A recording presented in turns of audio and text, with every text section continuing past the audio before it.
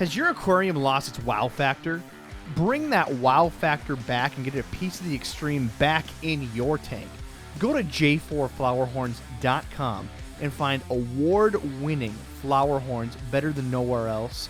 Find yourself also a piece of the extreme of arowana, gar, eel, and stingray. And also, just released J4 Flower Horns Food Pellets. Make your flower horn award-winning. Bring that piece of the extreme by using promo code AquariumGuys at checkout for 10% off everything in the store. Wow your friends today. Bring that extreme to your tank. Also, guys, I want to thank you for your patience going forward with the podcast. We have delayed episodes. We have now found a new editor. We'd like to welcome Skelly Boy to the roster. Skelly Boy is our new editor-in-chief. He will be helping us put out more episodes. We are now going to be on a every other week basis going forward. And get ready for great content. And don't forget to send in your stories. We want to do a story time episode like we've done in the past. If you haven't listened to it, start at episode 18. It's where the fun begins. We want you to submit your story to the Aquarium Guys podcast. Go to aquariumguyspodcast.com. You can find our email address and contact information. Send us your written story, video story, audio story. However, we want your story. Let's kick that podcast.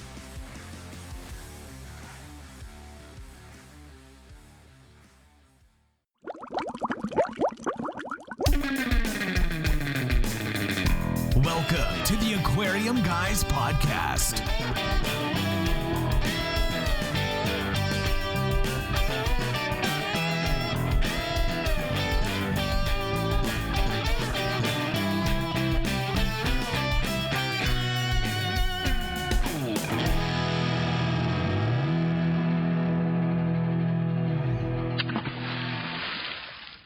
Adam. Yes. Adam, you had news. Oh my God! Which news? Is your wife pregnant again? No more kids. So I'm your host, Rob Zolson. I'm Jim Colby. And I'm Adam Elnashire. I want you to hold the news. You actually had real news, and I believe it was about the state of New York. Until then, I'd like to introduce our guest. We have from the Greater Cleveland Aquarium, Mallory Haskell. Did I say that correctly? Yes, you did. Wonderful. Mallory, OH. welcome to IO. There we go. See, these guys always get in their Vikings and stuff and from their state, and I'm always over here. Come on, I need someone on my team. And by the way, I'm Scrapjaw. I'm the editor. I haven't been on the podcast a little bit. Sometimes I interject a little bit, but anyway, that's my little bit of home state. Yeah, gotta love your home state. I can't help but not shit on the Browns because they're already brown. But you actually guys have been doing great this last year, and I can easily say go Browns. I'm not a huge football fan, but any other Cleveland sports I'd be happy to talk about. Let's talk about volleyball. Wait, do you guys still got Betty White? Because that makes you the superior state. Wait, Betty White's from Ohio? I think she's in Ohio ever since that show Hot in Cleveland. No, that's make-believe, you pieces of crud. Make-believe? Yeah. I watch it every night before I go to bed, Jimmy. Rob has an obsession with Betty White. Just ignore him. She's a beautiful woman. That's because she's wonderful. She is a treasure. She's outlived all the other people on that show. I made my wife a promise when I married her that I'd never cheat on her except for Betty White. Really? Yeah, and that stands to this day. Stands to this day. Absolutely. I'm so proud of you. Before we get too far, again, we're going to have this conversation about the aquarium, some of the background of doing it, and specifically the care and how the aquarium gets taken care of in the background, because you are a specialist of animal husbandry at the place with you listed here, a strong background in quarantine and vet practices. Yeah, so I worked in a quarantine facility for another aquarium for 4 years. And then when I came on into Cleveland, I've been in charge of the quarantine rooms, and I work very closely with our vet with like treatments, and he comes once a week and we do vet rounds and all sorts of stuff. So I actually really enjoy that part of the job. Wonderful. And I mean, it's better than a normal vet that actually has to express glands. Fish, you don't have to do that with, last time I checked. Jimmy? No, not at all. I'm looking at the dog owner in the room, just making fun of him. Yeah. Yeah, that's exactly what my wife does. My wife's a nurse, and she does rounds with the doctor when they come in. So. Oh, I thought you were about to say express glands. No, express anybody's glands. Also, if someone's first time hearing that, don't Google it. At least not till after you've eaten. Keep your mouth shut. Yes. Now, Adam, while you're doing it, yeah. We got to get to some news, but first, Adam, what is your news? Okay, so New York is pushing for a bill to ban interstate travel and shipping of all animals. So dogs, cats, fish, reptiles, birds, you name it, they want to ban it. Sea monkeys? Not sea monkeys. Sea monkeys. Oh, no. Everything. And the whole thing is New York is also a port of entry. Mm-hmm. So if that goes through, you basically lose the eastern seaboard. They just had Fish and Wildlife in Florida ruled against reptile owners in Florida. So that state's So when you say that state is fluked, what do you mean ruled against? What was the results that you're vaguely speaking of? Okay, they basically are banning 17 species so far because, and some of these shouldn't be pets, to be quite honest. Anacondas, Burmese pythons, that type of stuff. Some of the green iguanas got put on the ban list because they're destructive. Tegus were put on there, weren't they? Yes, Which tegus ones? are.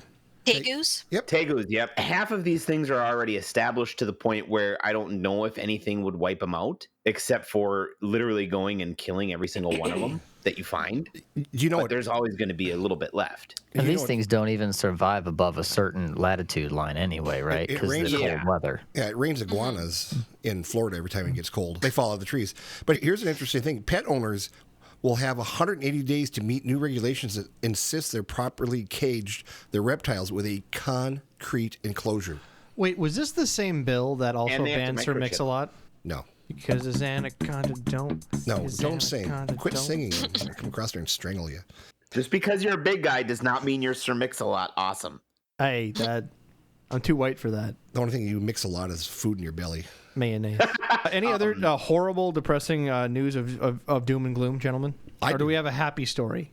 No, there's no happy stories. Excuse me. What? You stated yourself that Lady Gaga got her dog stolen. She did. And so How is that a happy story? They were returned. She got him back. They found him, tied up to a light pole just in an alley. I guess this instance also inspired the signing of a crossover between the Air Bud series and A Star Is Born. So, karaoke dog mix by Lady Gaga. That's my prediction. You can find more about that on the Babylon Bee. I do know that the poor dog walker got shot. Yeah, what about the video killer? was awful. No shit. Several times got shot. Yeah, he got shot several times. He's in the hospital. Mm-hmm. And that's why I'm like, how is this a happy story? Man, that dog walker could do a rap on album. Ring Central camera or something. Oh, it was? Yes. Yeah, you can look up the video. He was walking 3 dogs. They grabbed the 2 and 1 took off running, but they caught the other 3rd dog, got that one back. All 3 of them were Lady Gaga's.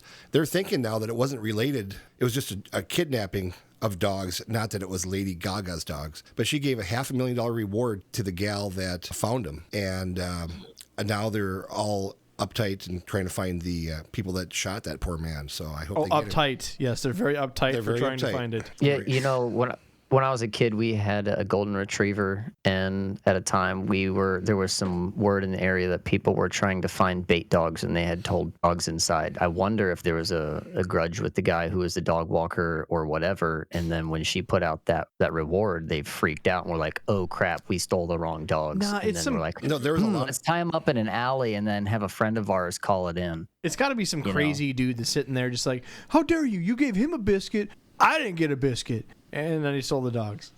Somebody were to take one of my dogs. I got 3 phone calls I can make, and I'll get my dog back. One way or You the got other. one phone call and you can get anything from anywhere. That's what worries me a little bit. Adam's kind of like, Including bodies. I think Adam's kind of like in the mafia, but he never tells us. It's not the mafia. Okay. It's not the mafia. So I talked to you earlier about what happened out in, where the heck was it? Texas during the big freeze. Did you read about that, Adam? I sent that to you. The fish tanks being frozen? No, the invasive species. They were really hoping that they would, the invasive species that are in Texas, they were hoping that it had gotten froze out. And they're listing all the invasive species that are in Texas, tilapia being one. And of course, tilapia can live in very cold water. Also, they're hoping that what's the mollusk that we always talk about? Zebra mussels? Zebra mussels. And zebra mussels. They don't die from that. Nope. They don't know that yet. Nope, but they're hoping that they would. Well, but- they live The zebra mussels can survive in Ohio and Lake Erie. I'm sure they can survive a freeze down in Exactly. Texas. You can They literally survive freeze in them. northern Minnesota where it gets like 50 below. You can literally freeze them. But the one that I didn't know that was an invasive species in Texas is apple snails. And they're hoping Really? yeah. And the only thing it really killed was some invasive species of cold stun bats. I can't remember what they're called. No, they weren't invasive. They were native bats, Mexican free-tail bats. I read about that article too. And Okay, they so they're- ate the snails? Is that what you're saying? No, they were dying. They're Because dying of the 'cause cold. it's too cold. Oh. So I thought that was very interesting that all these invasive species can just live in all these crazy weather patterns that we're having right now. So kind of sad. Texas has never experienced cold so much like this, and so they're really hoping it would take out some of their invasive species, but basically just knocked a few bats out of the air. Now, What was it? Like Well, we they got got 500,000 bats. yeah. we got to 52 below like a few years ago, and it killed off the ash borer beetle in Minnesota. Yep. But then they came back. Yep. The eggs are still hatched, and here they come back. That's how it goes. And on a brighter note, there were some 4,000 sea turtles that were all cold shocked. People actually saved them. They put them in bins and everything, or helping them out. SpaceX and Tesla donated some batteries. They had and some huge generators to keep the place going and keep it heated. Yeah, I always thought that the apple snails were invasive. I knew they were invasive. But I always thought they were always not wanted anywhere because that they eat all the vegetation and stuff and outcompete everything else. But they also carry parasites that infect people, which I didn't know. So interesting reading of over the weekend. Do apple snails die from the cold? They said that they were able to burrow themselves down in the mud enough where they survived. We don't have them in Minnesota, do we? I've never seen them. There are some in southern Minnesota, yes. Yes. I had nothing to do with that. Oh, sure. Nothing at all. Nothing at all. Nothing at all. All right, so we got a couple user-submitted questions. To start out, hey guys, just wondering why it's so hard to get desert gobies right now. From what I know, there's some captive bred. I also don't know why they're still at a standstill. Also, do you know of any other gobies that stay around that size, that work in freshwater, and that will eat non-live foods? Jimmy, what you got? I got nothing. You got to get the mic. Yeah, I don't Okay. know anything about desert gobies, honestly. How big do desert gobies get? Aren't they like 3-inch? Yeah, they're not supposed to be very big. I think Candy cane. Candy cane. Remember we did the thing on them. Fish of the week. Candy cane gobies. Oh yeah, but okay. The problem is most gobies are really hard to find right now. Fish wholesalers have focused on bread and butter stocks because they're not willing to risk all this money on these new elevated shipping costs and get anything what they deem as a risk. So you're seeing all these obscure species not dwindle out in the hobby, but definitely surge in price and in rarity. So I think the best place right now that you're going to find something like that is those weird, obscure places in Facebook groups that don't sell fish, but do. The same places I wouldn't know anything about that. when they have raffles, they call them waffles because the Facebook police will get them. Wait, if they're talking about desert gobies, they're from Australia. And So Legally, you can't have much from Australia. not dessert gobies either, just to let you know. that's what No, I know. But I've never seen those. Why don't you get like peacock gudgeons or something that's easy and that's available? I have peacock gudgeons, and I love them to death. Yeah, they're amazing fish. Like candy cane gobies and peacock gudgeons, and then you don't need to worry about dealing with Australia's archaic animal export laws. Yes, but the desert goby is really cool looking. It's got that yellow tinge, and if I remember correctly, it's like a black and white anal and top fin. It's really flashy and cool. Yeah, right now, Seagrass Farms, all they have on stock right now is bumblebee gobies, dragonfish gobies, and Indian butterfly gobies, and a blue neon stiffodon goby. And to give you an idea, That's saltwater. Nope, that's fresh. for those fresh Brackish, actually. those newbie people that are listening, Seagrass Farms is the #1 wholesaler of freshwater fish in the United States. So if they don't have it, it's not that other people don't, but let me put it this way: it's rather unlikely, and you're seeing that there's certainly a disparity in gulpies. You'll probably have to go to a real specialty place to find them and stuff right now. And it could be that they're seasonals also. A lot of times stuff is seasonal and you can't get it. So You're just hearing that one kid in his basement with his fingerless gloves, hands just rubbing in glee. I have them and you don't. What illegal thing do you have that I want? See? That's all Adam wants. Adam's got plans. Just all the illegal things. How dare you? All right, Jimmy, do you have any other things about your week? My week was wonderful. After being 35, 37 below actual temperature here in Minnesota, we had a pretty good week last week. It was pretty warm. Our car started. We went to work. Nobody died on the highway. That was great. When you count your blessings in Minnesota is when your car starts. Exactly. That's all you go after. That's the highlight of your day, people. It's also 40 degrees above zero down here. So we went from negative 20 to 40 above in 3 days. Yep. Adam's in southern Minnesota. We're in northern Minnesota. So quite a difference. Pretty good sized state. Our friends at Seagrass Farms are also going to be changing the way they do shipping now, and they're going to have some shipping available here on Mondays. They're going to start sending this fish out on Sundays very soon. So if you're a listener who buys from Seagrass Farm, make sure you check that out. Does that mean It's interesting because we get fish from Seagrass Farms at the aquarium, so it's interesting now. It's always been you expect shipments in on Tuesday, Wednesday, Thursday. Yeah, they're having a heck of a time keeping up. When the extreme cold happened across the nation 2 weeks ago when Texas got so bad. Oh, I can breathe. Oh my God. The hell? I thought I was muted. You are not professional at all. I thought I was muted. I'm sitting here on the dock, and a freaking beluga whale just came by and blew us out of his freaking blowhole. Yeah. But so Seagrass was, because of the cold, UPS and FedEx stuff didn't want to take anything, and so they actually didn't ship. It was the first time in years that they didn't ship pretty much all week long. Now, they only took care of the locals down there and stuff. So last week I wanted to order fish from them. They were so extremely busy, couldn't get any fish. This week I ordered today. I won't get it till Thursday. So it's extremely busy out there. And do we get to just do be the live patient. podcast from Schmelta Airlines? What's that? Do we get to do the live podcast from Schmelta Airlines? Next week? Yeah? Sure. Yeah. Scrap does not have that many beeps or flukes in his vocabulary. Where life is a whole nightmare.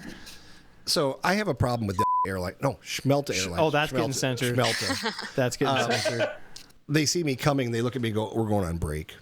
And they just leave the front desk. I'm going to take a smoke break. You don't smoke, Kathy. Yeah, that's right. So Rob wants me to mic up and go in there because I have gotten in trouble on a couple occasions. A couple? Yeah, several. Yeah, you can Bluetooth headset us in, and we'll be right there with you. I've been doing it for about 30 years, and 28 were not nice. The best. Just make sure your state is a single party consent when it comes to recording. Okay. Then if it's not, don't do it because you'll get in trouble. Now, Ohio is, and I only know this because I'm going through some stuff that I needed to do it for. Oh, we're fine.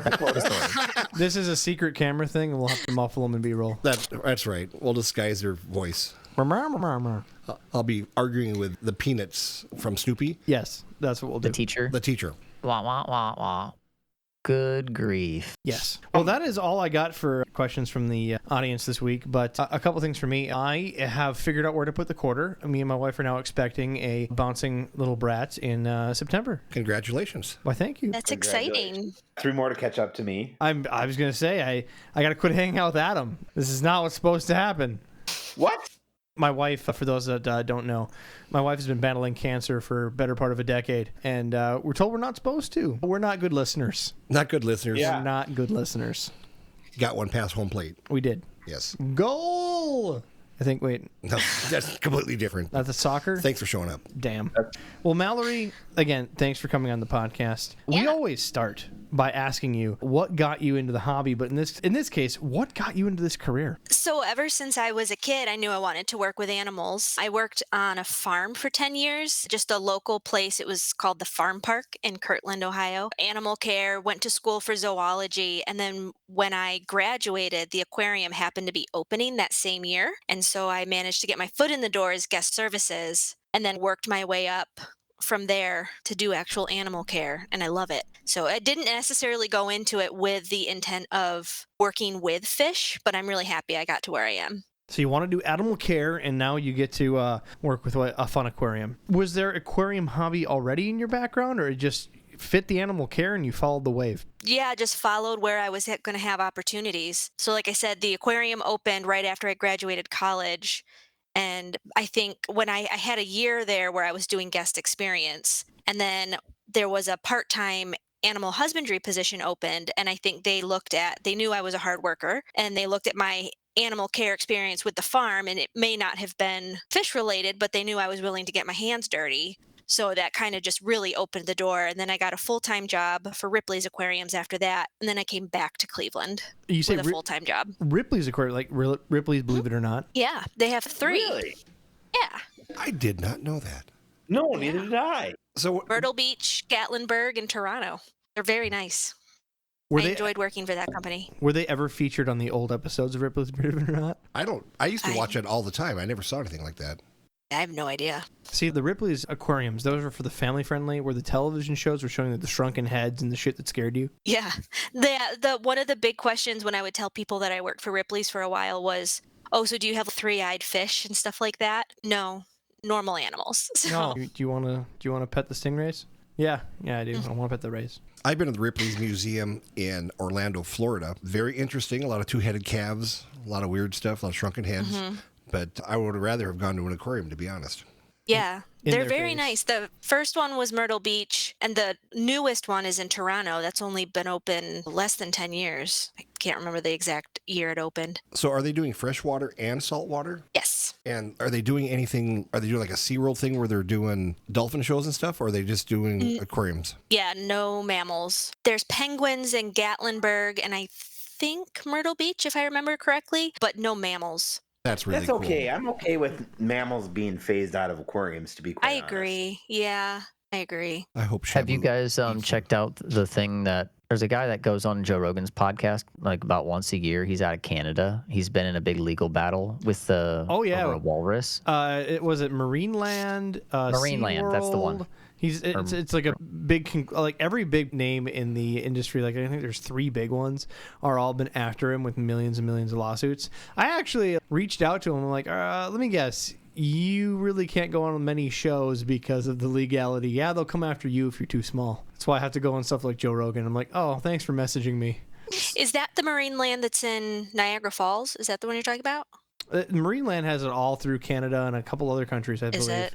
Okay. I know there's one in Niagara Falls. Big business for sure. Now, is that the Marineland? Is that the one where the killer whale was shipped down from there because it killed somebody? Yes. And then they put it down at SeaWorld in Orlando? That is correct. And it's killed 2 people down there. Yes. And that's their bull. Yep.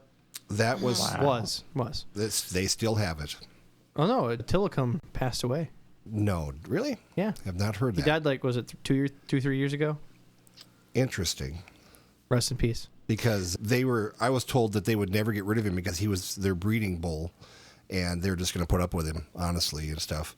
But the first person had gotten killed by the mammal fish up in Canada, and then there was somebody that snuck in to Orlando in the middle of the night and jumped in the tank with him, and that person got killed, and then the trainer got killed. And actually, we were there about 2 months before that trainer got killed, and we actually had lunch with her. And that's why you never hot tub with your homies? No, none. And if you'd like to know more information on that, the guy's name is Phil Demers. So if you look him up on Joe Rogan, he tells that whole story. It's an interesting thing, but back to the subject at hand. So you got in. What were your first responsibilities? Because how many years have you been at the current aquarium? Okay, so I've been back as full-time a little over 2 years now, but I was at Ripley's full-time for 4 years and then a year of part-time animal husbandry at Cleveland. So I guess you add that all up, it's almost 8 years of experience just in animal care in aquariums. I have so many ists. What's the weirdest? What's the funnest? What was the worst? But to hold those back, what do they send you places? What qualifications, or did you learn off of your peers?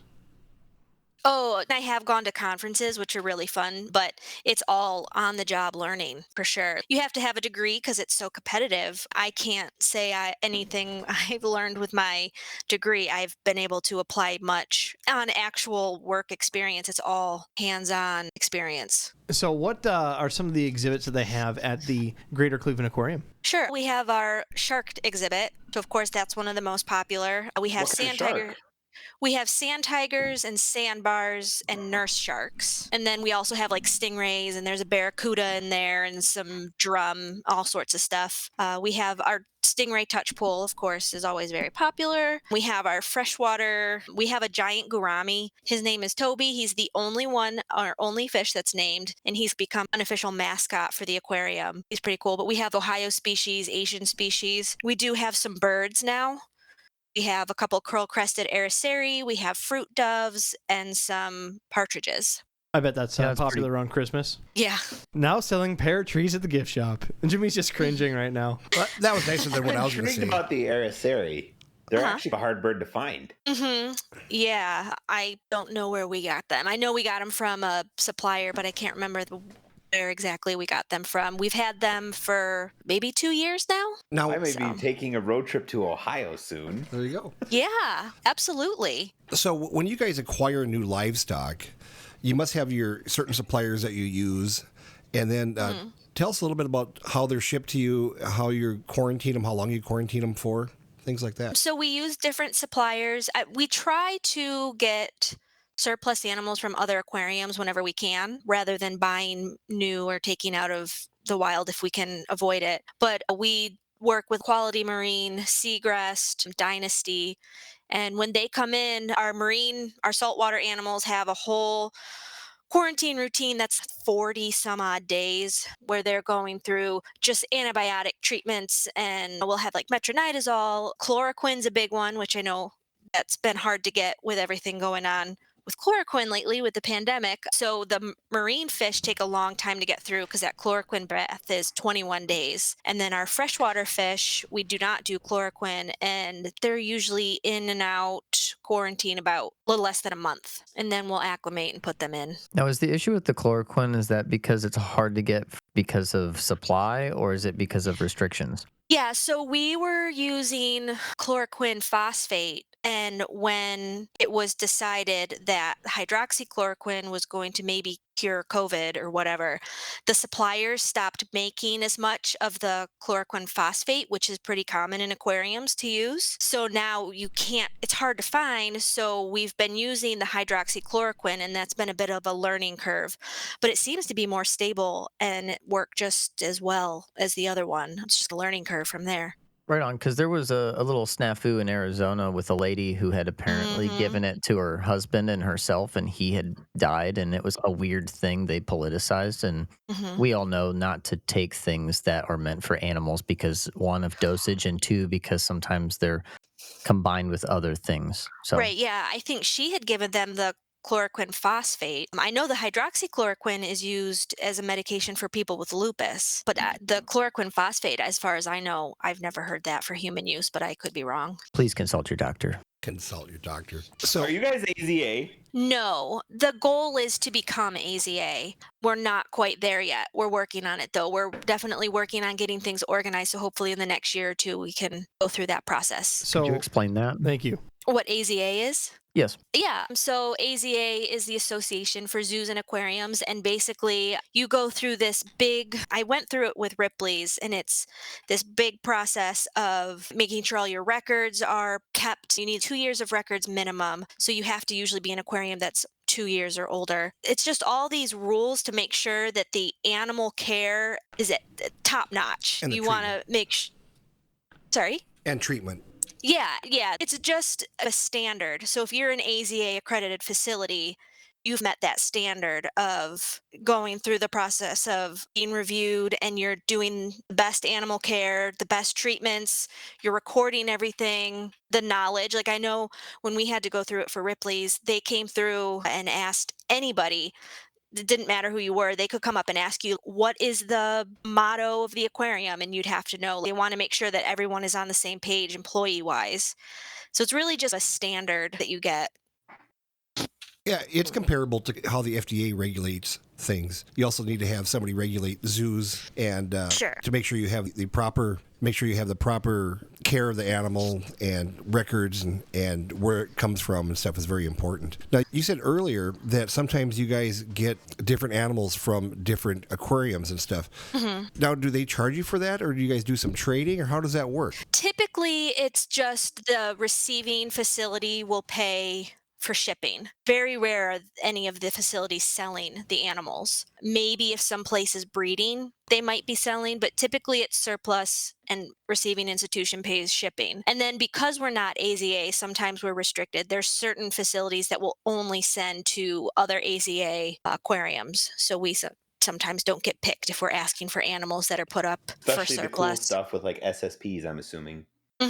Yeah. We are part of the SSP for the sand tigers and stuff, even though we're not AZA. But yeah, sometimes it makes it a little bit harder to get some of the surplus animals because we haven't gone through the accreditation to prove that we're going to be taking care of them. So it's an ongoing process to get to the point where you can become accredited. And then it's every 5 years after that, you have to go through reaccreditation, and it's expensive. And so that's something you have to pay for, or the institute has to pay for? Is that something that's federally granted, or how's that work? It's the institute that pays for it. I'm not sure how it would work if it's like a state-run facility. I don't know how it works there because I've only worked for private aquariums, privately owned aquariums, but that's something that we would have to pay for. I do know people in animal shipping that could help you. So what Adam's saying is that he knows how to bring stuff from the black market. Is that what you're saying, Adam? Guy? I'm not saying this. I just Adam always knows a guy to get things from point A to point B. Adam's like, you got a tax guy? I know a guy. I know a guy.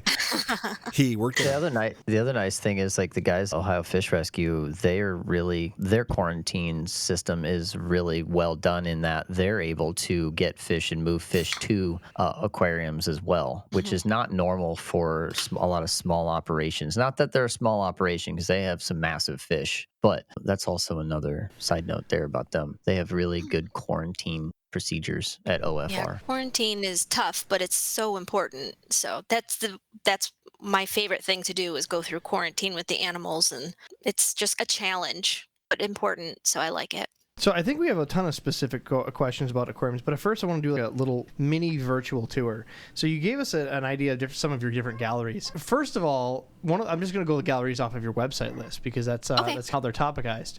So number one, you have your local lakes and rivers in Ohio. What do you have in displays for that, just as a high level? So we do have invasive species there. So we have some sea lamprey and roundhead gobies. But then we have like our sporting fish. So there's like bass, perch, gar. That's in our big game fish exhibit. And then it goes to some native turtles and salamanders and frogs. And then our river fish, which are just the smaller fish like darters and dace and minnows that you would find in the streams. But what about snakeheads? Do you have snakeheads in there? No. You said invasive, and I had to say snakeheads because I know they're here. Yeah, no. Our invasive exhibits are pretty small, so we just have the lamprey and gobies. Those aren't in Ohio, are they? I thought they're only in Florida. They're everywhere. No. Oh, yeah, we got snakeheads for sure, and down in the river for sure. Horrible. That's awful. Adam, do you know a guy who can get rid of those? I know a guy who would be more than happy to take them. Yeah, I bet you Terrible. So next one is Asia and Indonesia. Yeah, so that's where our giant gourami is, and he's always a big attraction. We have rainbow fish, archer fish. We do have a snake, emerald green tree python, some Solomon Island leaf frogs. Sorry. Ooh.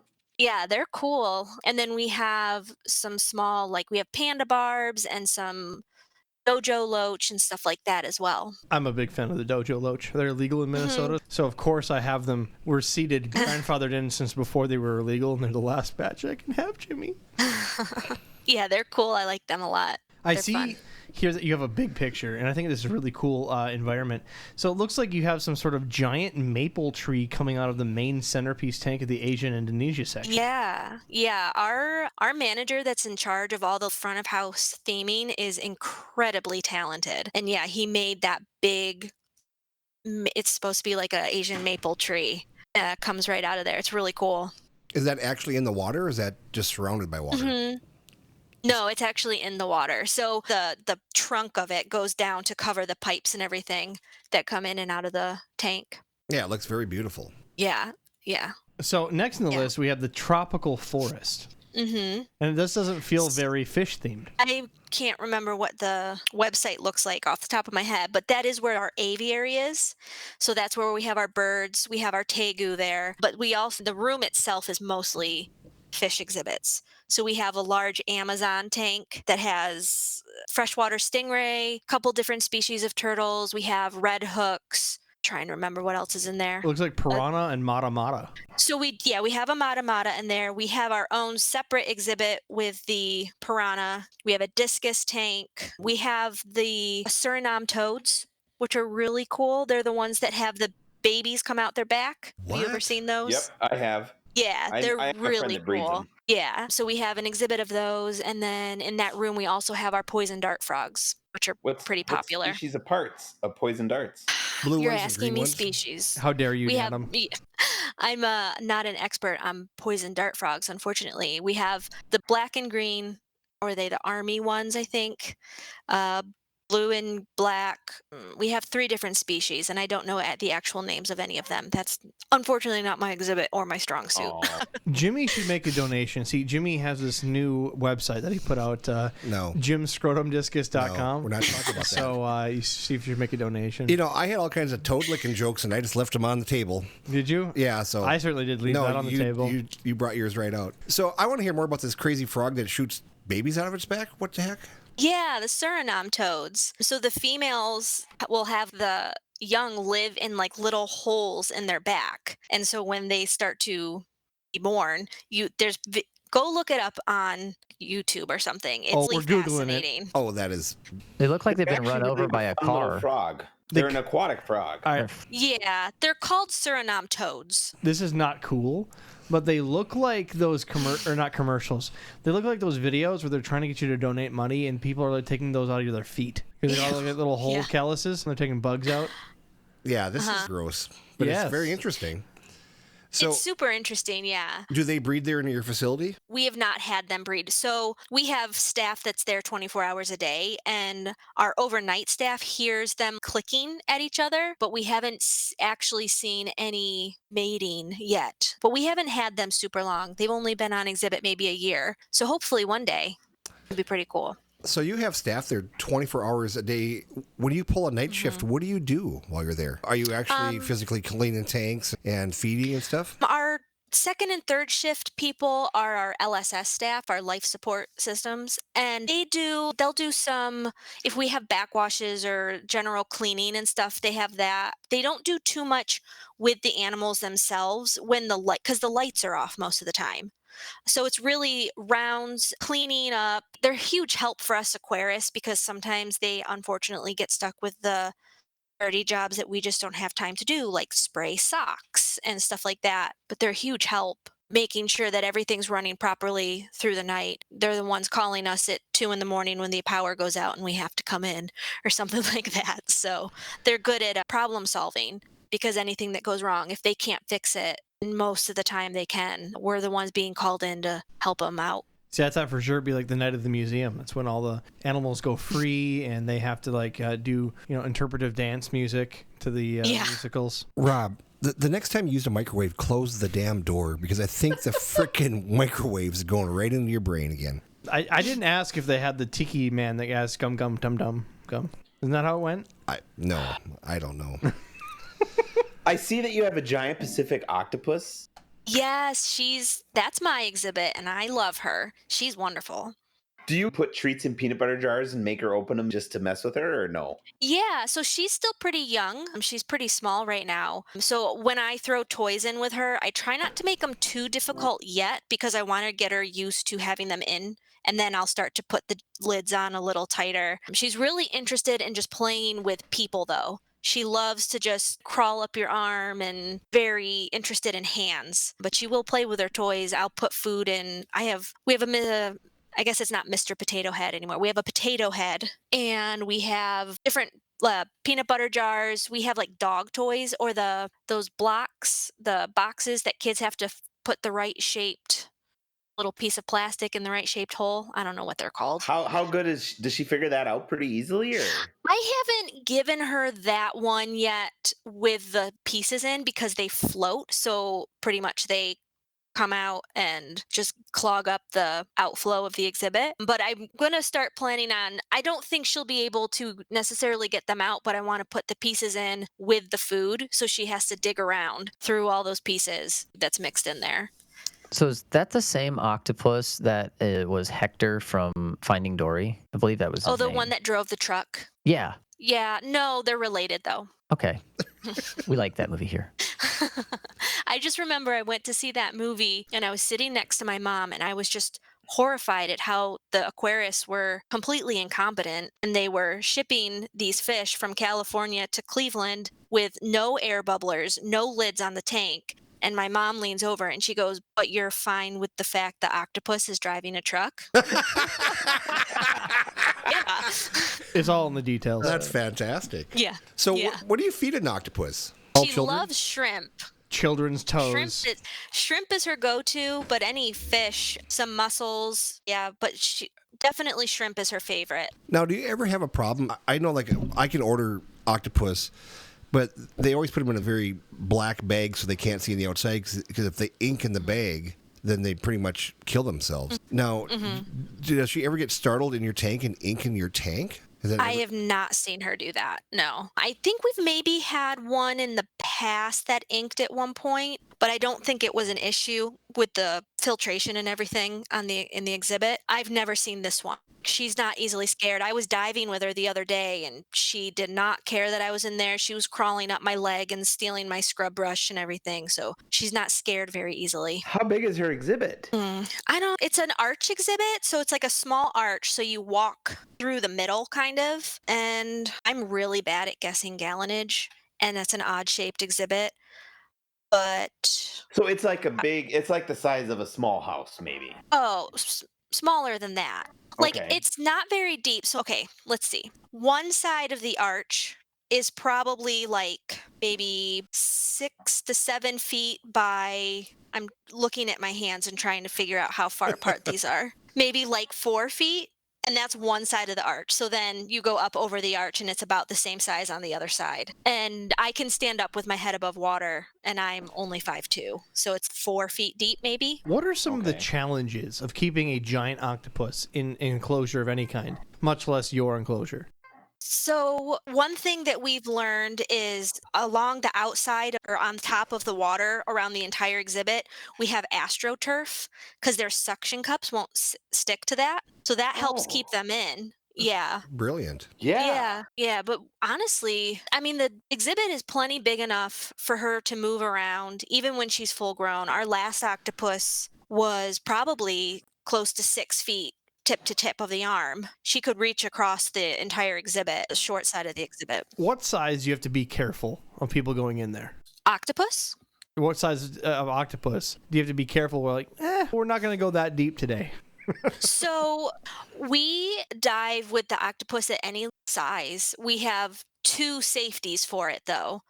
So if the octopus were to decide to attach to the diver's face, we can easily be pulled out. But we really, because we dive with them as soon as they're young, they get used to us being in the water with them. It's never been an issue with having to worry about size and them being bad or anything like that. And you don't necessarily have to worry about aggression either, beak biting you or anything like that? No, I've never had to deal with that. I haven't heard any of our divers have any problems with any of our octopus. Normally, especially when she gets older, they tend to just be more indifferent to the divers. They'll just go on the opposite side of the exhibit. When I was in with her last week, that was the first time someone had been in with her. So it was something new and she was very excited by it. I imagine as time goes on, she's just going to avoid divers when we're in there. Now, how long do they usually live? Couple years. Not very long. So as soon as they release their sperm or eggs, they'll start to go into senescence. So they're not a long living. Are you going to get her a boyfriend? No. Adam knows a guy. No. But the AstroTurf thing, that was brilliant because I'm going to get blue rings again on purpose this time. I will actually put the AstroTurf on the sides because apparently they walk on the beach. So that is good to know to keep them in the aquarium. Yeah. So blue ring octopus walk on the beach? In Australia, there was one that came actually out of the ocean and went on somebody's beach towel in Australia and just sat there on their towel and everybody freaked out. And I'm like, they can live out of water for half an hour, I think. Yeah. I think all species of octopus can. I also heard like squid get like pina coladas and caught in the rain. you feel that sigh? I heard it. I felt it. God, I just want to punch you in the throat. You guys are enthralled, and I got to pull you out of it. Okay, so what do you do? Again, you talked about some different toys and puzzles for food, but is there ever, again, AstroTurf keeps it out. What do you do for tank mates, or is there just no tank mates in the giant octopus tank? There's some starfish in there, some anemones. We have had some greenlings in with them. And that's because the greenlings sometimes will fight with each other in their own exhibit, so they get punished to go in with the octopus. It's never been an issue. The octopus has never eaten one, but it's a timeout tank. But when we got the new octopus, we had to move the greenling out because we didn't want it to bully the octopus. But I'm sure eventually there will be some in there again. So do you do that with employees who show up late? Like you come late 15 minutes and you have to go sit in the octopus tank for a while? Oh, it's cold. That would be a serious punishment. What is the water temperature? About 55 degrees? 8.7 degrees Celsius. So whatever that is in Fahrenheit. We're from Minnesota. It's cold. It's cold. Yeah, it's cold. Yeah. When I was in, the longest I've lasted in there is about an hour and a half, and I could not feel my feet at the end. Now, do you put on a scuba skin suit, or what do you put on when you go? Yeah, so we have a wetsuit and booties, hood, gloves, that stuff. And I mean, honestly, because you're in there and you're scrubbing and you're moving around, you can stay pretty warm for a while, but it's your feet get so cold because you're not moving your feet much. That makes total sense. So next on the, how do we say, trip on your galleries here is your coastal boardwalk. Now, the first thing I see when I click on the coastal boardwalk for your gallery is, you know, a lot of traditional different aquariums, places, even like Busch Gardens had them when we went, Jimmy. They have these wonderful stingray corrals. Do you guys have where you can do stingray petting, or how does that work for you guys? Not too much extra work for us that it's a touch pool. Honestly, sometimes it's less work because we'll let people feed them. Sometimes it takes something off our plate. But no, it's actually a really nice exhibit. We have cownose rays, southern rays, and an Atlantic ray in there. And yeah, people can just come up wrist deep, 2 fingers, and any of the stingrays that come up close enough, they're allowed to pet them on their backs. So the stingrays, I've always confused on how those exhibits work because I'm just mystified by it. So you have these essentially really large pools. Stingrays keep moving continually, and you give them enough space to glide across from one to the other, and everything's very much fin friendly, so they're not gouging their fins. But how does that work for it's just mass filtration? You can't put a lot of flow in.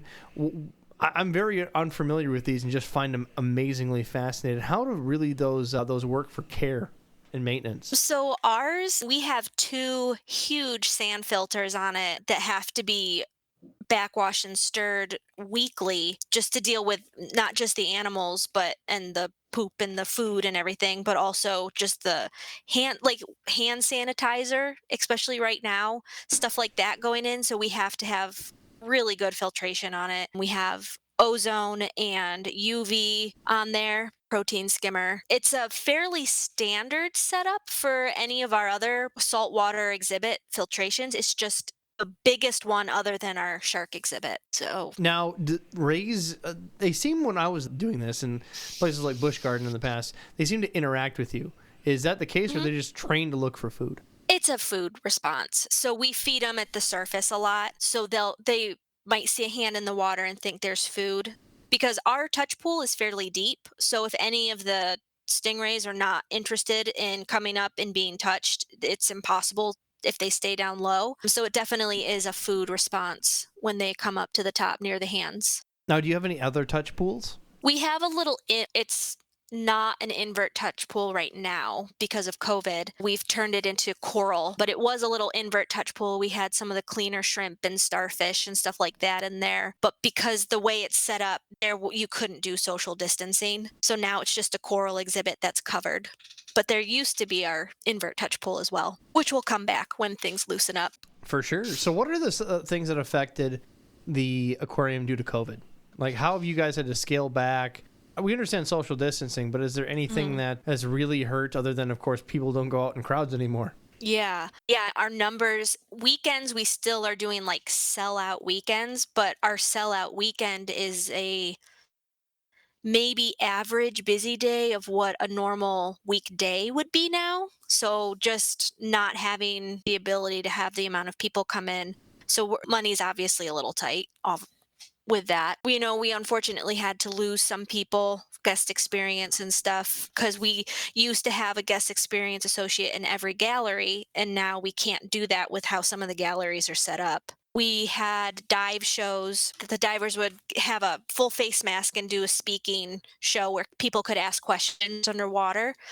And now that can't happen because we don't want people congregating. We used to do feeds, so random exhibits through the aquarium. We would have a scheduled time, like the Amazon exhibit is being fed at 3 o'clock on Wednesday, but we don't do those anymore because we don't want people congregating. So it's really just more getting people to walk through and trying not to get them to linger too long in one place other than maybe the touch pool. So that's how it's certainly been limited, but there's got to be ways that are expanded. Like, I know, for instance, people at business, they do virtual meetings now. If they can't meet in person, they do virtual. Do you guys have virtual exhibits that you offer people tickets to? Yeah, so we do. We have our education department will do like virtual field trips where it's like a personalized tour via, I think, Zoom or whatever. So the kids can still see the aquarium even though they're not physically there. We have this week is actually our pass holders appreciation week, and we have a virtual dive show. So anyone who wants to see the dive show that we used to have in person can sign on and watch the virtual dive show as well. You have a lionfish. You can have bachelor parties pay to get stung by the lionfish to see who can take the pain the best. Well, I'm sure that our boss would absolutely love that. I will suggest that at the next meeting. I can just hear the insurance guy shit his pants. Adam, can you spell your last name for her so you get full credit on this? I have been stung by a dwarf one, and I'm assuming that the violatins that you guys, it looks like it's a violatins, would hurt twice, if not 3 times as bad. Never been stung by one, but I can't say that. I know someone who has, and it was not pleasant. So yeah, it's not. They have a virtual story time. Do they really? Oh, yes, they do. Story times are allowed on that. Yeah, we'll call and share our stories with them, and we'll get shut down pretty quick. 21 plus. Yeah. What's Alcohol that like? What's your required. virtual story time like? I honestly don't know. That's something I don't know a lot about. It's outside of the animal care range. Now, I want to. It says it's for first graders, so it may preschool to first grade. So maybe that would work out for some of our guys here. That's Like- something Does that it Robbie could. does it watch. say who's doing the actual story time reading on there? No, it says a sharks gallery, tropical forest, little coastal boardwalk, and coastal boardwalk. Because we do have our Captain Neo, who is one of our mascots, and he's very entertaining. And I could see him reading stories virtually for the kids. Probably be fun. I think the next question is, what fish are you looking for at the aquarium? Because we know a guy.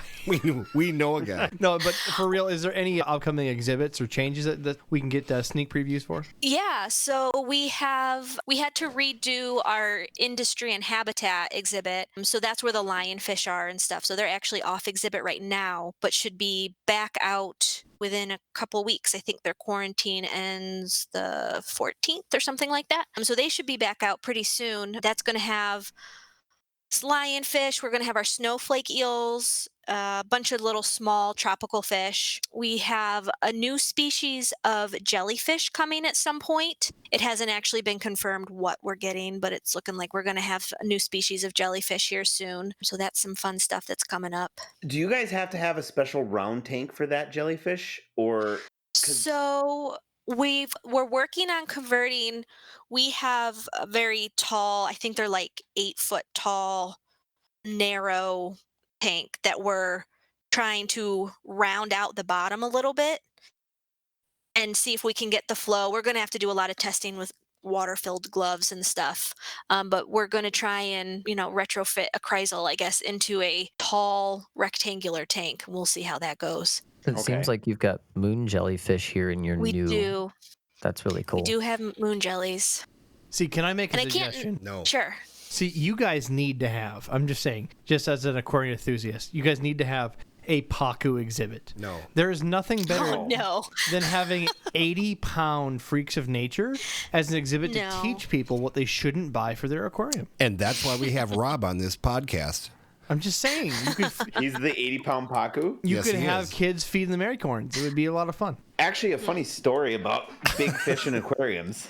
So I was at the Boston Aquarium, and they have golden monkeys above the arowana exhibit. So they have this big like South American thing where the arowana swim in the base of it, and they have all these tree branches above the water, and these golden monkeys are like running back and forth on the branches playing. Well, they had a little baby golden monkey running around, and the arowana was circling it. And then it jumped out and missed this monkey by inches. I think the monkey probably shit itself and was like terrified, like saw its entire brief life flash between it before its eyes. And then there was this big splash. So of course the aquarium person comes over and blames me, obviously, and was like, "What happened?" And I said, Profile. "The arowana jumped out of the water to eat your monkey. It can't do that. I have seen videos of them taking birds out of the air." Yeah, absolutely. Especially if it was a small one. Yeah. Oh, I'd eat a monkey all day long. Just watch Jimmy circle I'll McDonald's. have to talk about. Oh, sorry. Go ahead. No, go ahead. I have to talk about, because these are one of my favorite animals that we have, and they're mine, is we have our weedy sea dragons, which are super cool. I love them. They're real fun. We did get them. They had eggs last year. We had a few hatch, but we didn't have success actually breeding them because we were not prepared at all when it happened. We hadn't seen much courting or anything. So now I'm working really hard on light cycles and temperature cycles, hoping that we can get them to breed again and get some babies here soon. We had some previous guests on here that specialize in that. Who was it? I can't remember offhand. Do you remember, Robbie? She Alyssa's breeds on the seahorses. East Coast. Yeah, Alyssa's seahorses. Oh, I don't know. We'll have to- She's not in an aquarium. She is a I'm gonna look it seahorse privately farmer, breeds. Private. Okay. and all she does is high-end seahorses. So we had her on the podcast, and she had a lot of different crazy insights on breeding tips, and yeah, it went pretty in depth. But Yeah. Seahorsesavvy.com, I believe. Is that right? that Yeah, is sound right? correct. Okay. So if you do get some baby weedy sea dragons, and you're not AZA yet, so they won't technically be counted if they make it past a certain stage. I'm just saying, I may or may not know people who are interested. Hey, enough. Myself. We gotta get a T-shirt. I know a guy. I know a guy. I know a guy. I may or may not. I know a guy. Are those CITES or anything, or are they on the SSP for you guys? There is an SSP for them. I don't know that we are on it, actually. Yes, we are on it. Oh, I'm For not them. going to take them from the SSP. Yeah, because when I had my eggs, when transferred the eggs, I just happened to be in Florida on a vacation, and I had set up for that day a tour with one of the aquarists down there who takes care of their sea dragons and seahorses. So it was actually like perfect. I went down and he helped me answer. He answered so many questions because I had no idea what I was doing at that point. But yeah, we're part of the SSP and stuff for them. So was that at I SeaWorld? just sent you links to it. It is seahorsesavvy.com, and the episode number is 70 for anybody listening that would like to check that out that hasn't. I see it. So the last time I saw any weedy seahorses, it was at SeaWorld, and they had them in a large cylinder, probably 12 foot high and 8 foot around and stuff, and they were absolutely gorgeous. I've never seen them. That's the only time I've ever seen them in person, and I was totally fascinated by them. Yeah, you'll have to come to Cleveland. I will do See that. ours.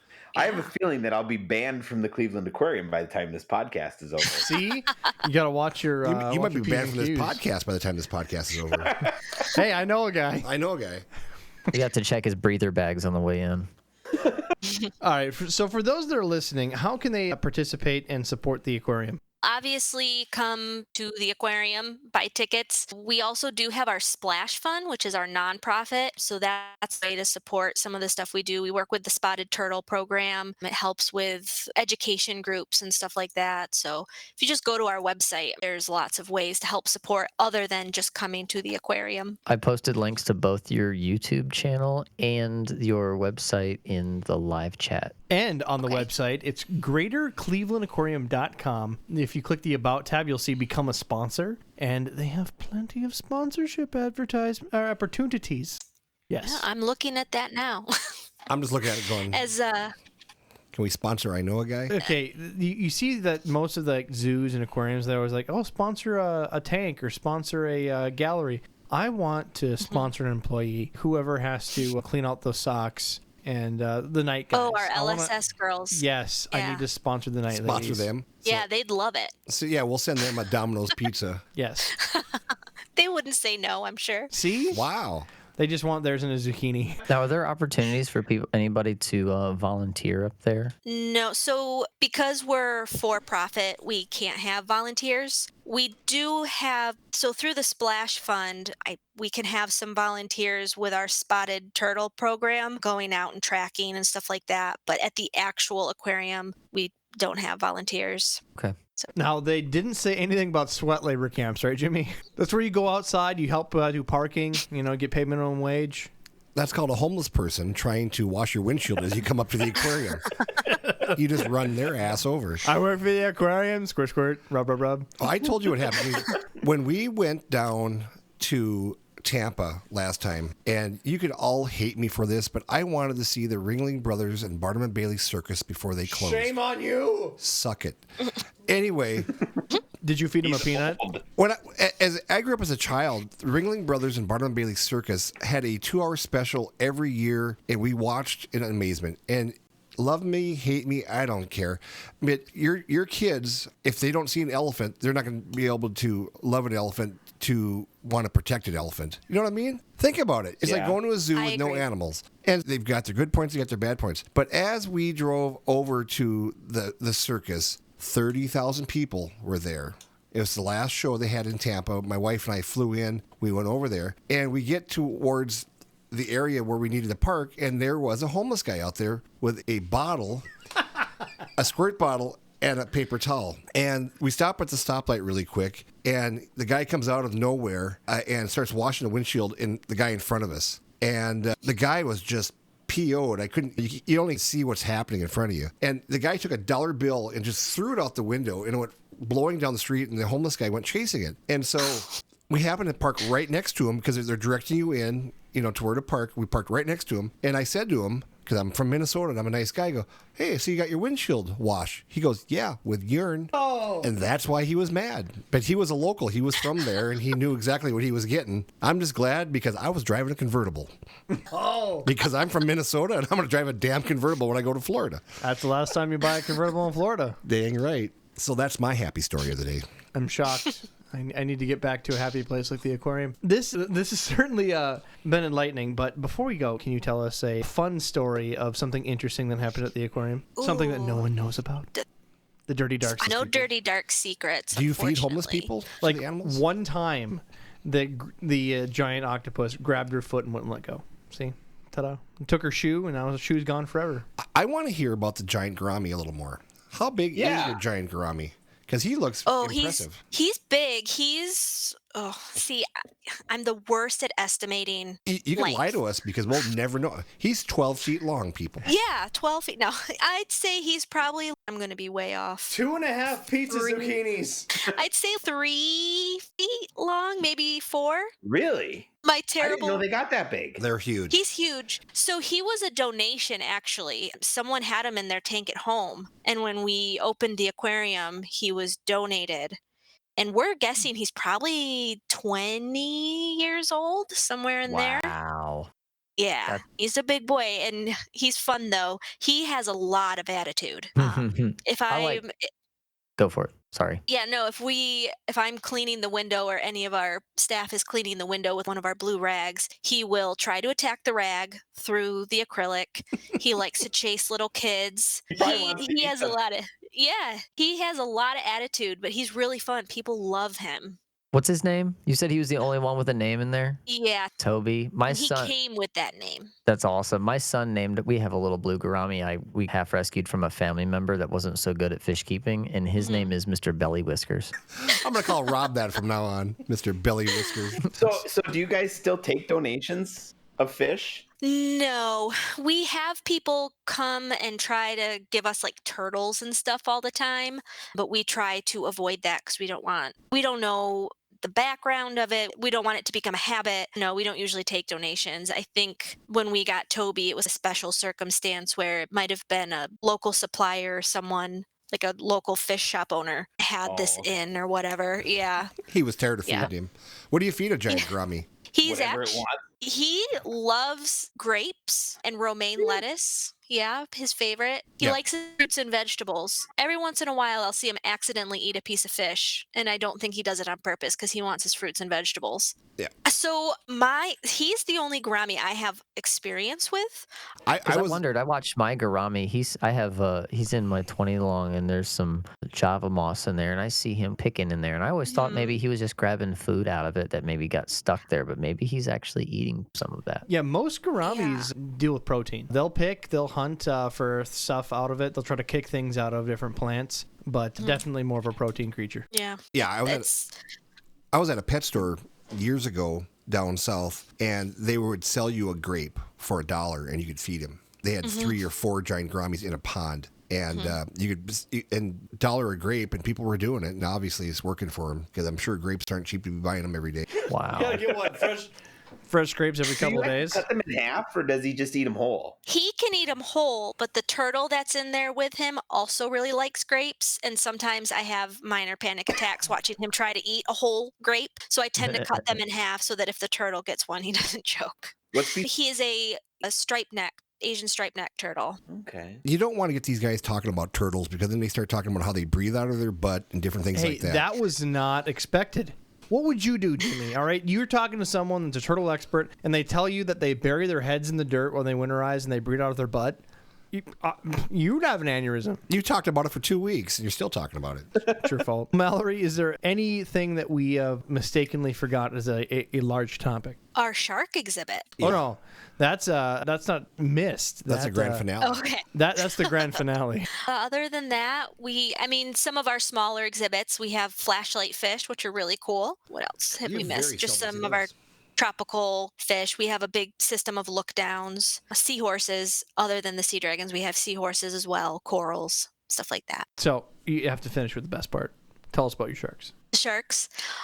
So we have, like I said earlier, we have our sand tigers. They are huge. I think the females, so here we go with me guessing sizes again. The females are probably close to 10 plus feet long, big girls, and then we have our male who's a little bit smaller. They're really cool.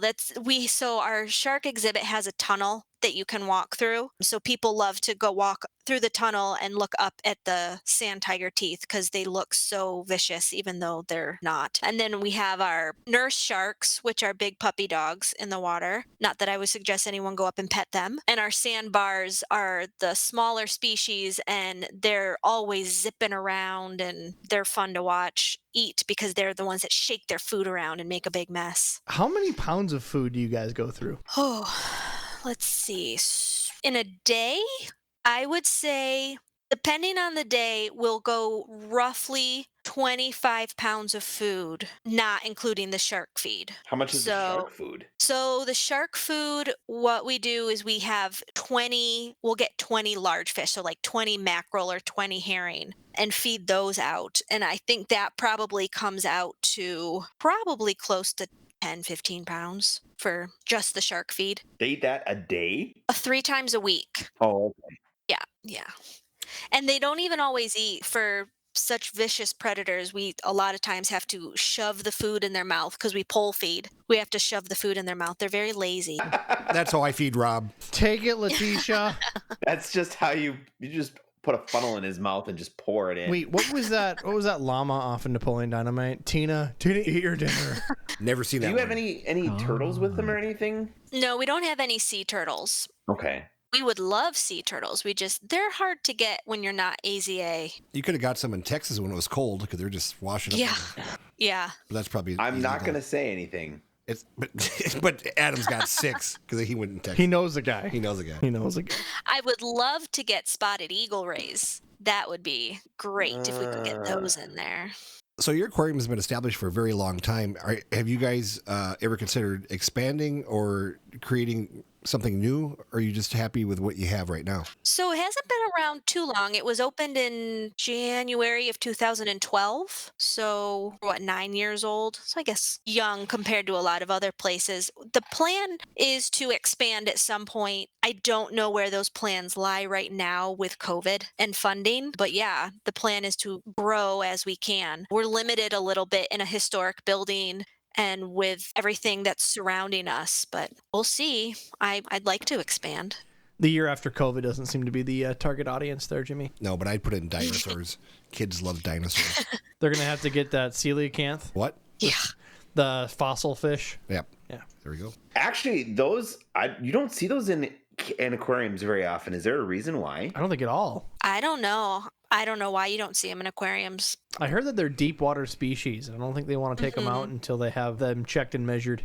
So you have flashlight fish, you said. How are those? I mean, I've seen pictures of them, but I've never seen one actually. Are those a big fish or are they a small fish? They're LED. Oh, they're fairly small. They're like maybe 3-4 inches long. I mean, to look at the fish itself, they're not a very exciting looking fish. They're like a blackish gray, but the way we have our exhibit set up is they're at the end of a darker hallway. So as you're walking up, there's no lights around it other than a very small one lighting up the sign, and you just see all the flashing in the exhibit. So you don't even really see the fish very much. You just see the flashing. It's pretty cool. They look like little, like, teal colored neon lights running around. They're like little aliens. It's cool. Yeah. They're really cool. I like them. They're a lot of work trying to keep them clean and happy. Are they a deep water fish? Is that why they have that? Yeah. So they can express the light, or is the light useful? Is it used for breeding? So they're not necessarily deep water, but they'll go into like caves and stuff like that during the day. So they prefer darker water. They'll come out more at night. So they can tolerate some light. They're not deep sea where they just can't tolerate light at all, but they prefer the dark. They're like nocturnal fish. Now, do you feel they're communicating with each other when they're blinking the lights and whatnot? There's a lot of research on that, whether it's the blinking will change during mating season or during feeds and stuff like that. I don't know that anything has been for sure determined, but you can see, like when I feed them, you can see their flashing gets a lot faster. So I think there is some sort of communication and coordination with whatever's going on in the water around them. That's cool. No Morse code decryption yet. They just eat regular fish flake, or what do you feed them? I feed them chopped fish, and some krill is their big one. They really like to eat, and they get really fat. So they are on a bit of a diet right now. So I'm trying to give them more low fat foods right now. So like shrimp and krill and lower fat fish. You know what'd be really cool is if you had anglerfish. That'd be awesome. I don't know that any place they're so deep. That'd be quite the process getting them up into an aquarium. Yeah, All the deep how would water you fish. get them up? A decompression chamber. I know you can bring other deep sea fish up with decompression chambers, but I don't know about an anglerfish. Wouldn't it be a compression chamber? Because Well, you would, have to make it- you would decompress them slowly as they came up. Yes, it would be a compression chamber. I was thinking scuba diving and decompression. Truth. Boy, that'd be a hell of a thing to quarantine, wouldn't it? Yeah, that'd be Challenge something. accepted, right? Yeah, something scary to quarantine. Dinosaurs. If you got dinosaurs there, that kids love dinosaurs. Yeah. Gee, Grandma, what big teeth you have. I feel like you've put in some stock into Jurassic Park or something. Well, we used to have alligators. Those are See? dinosaurs. See? Exactly. Jimmy knows what's up. Do you want alligators again? Adam. We got rid of the alligators. They were just on loan from a place down in Florida, but people they didn't move, so people were always thinking that they were fake, and it just wasn't very exciting. So they went back to Florida, and then we got tortoises for a while, which again were on loan, and now that exhibit is where the aviary is. Fun. If you guys want to see something fun, go to the Greater Cleveland Aquarium. You just might see Mallory play with an octopus. Mallory, it was a pleasure. Yeah, thanks so much for having me on. Yeah, thanks for coming on. It is our pleasure. And guys, if you like what you hear and you want to support Keep the Lights On, go to our webpage, aquariumguyspodcast.com. On the website, you can find our link to our Discord, where we actually record these things live on Mondays. So come to the debauchery. Otherwise, you can throw us a buck, buy a T-shirt, or support our sponsors. And certainly consider going to the Greater Cleveland Aquarium's website and becoming a sponsor of theirs. Yeah. Jimmy, We'd you got love it. anything? I feel satisfied with this whole thing. I feel like we've covered most of it and stuff other than... Didn't get to the dirty, dark secrets. Yeah. That'll be another podcast Another episode. podcast later. I felt like you guys behaved yourself pretty well considering some of the other podcasts I've listened to. Oh, no. Actually, Robbie's over there vibrating on his chair. I think he's gonna have Tourette syndrome here as soon as we get off the air. Nope, I'm going to have zucchini pizza. Which, by the way, for those that don't know the meme, we do sound checks before the podcast, and we asked Adam, what do you have for breakfast? Kombucha, gross. Jimmy always makes him thing about Skittles and vodka. And then Mallory said that she made a zucchini pizza. And so what's your website now? ZucchiniPizzaRecipes.com. PeterClevelandAquarium.com. No. We can't get her in trouble. JimScrotumDiscus.com. It's actually a website. Jimmy didn't believe me, and then during the podcast, I bought the domain and made the website. So you're welcome. You know what? We should let Mallory on there too, and then she can put her zucchini recipes on there too, because just... No, that's a brand distrust thing. You need to have recipes there, scrotum discus there. All right. Thanks, Mallory. And for those of you, we'll catch you on the next episode.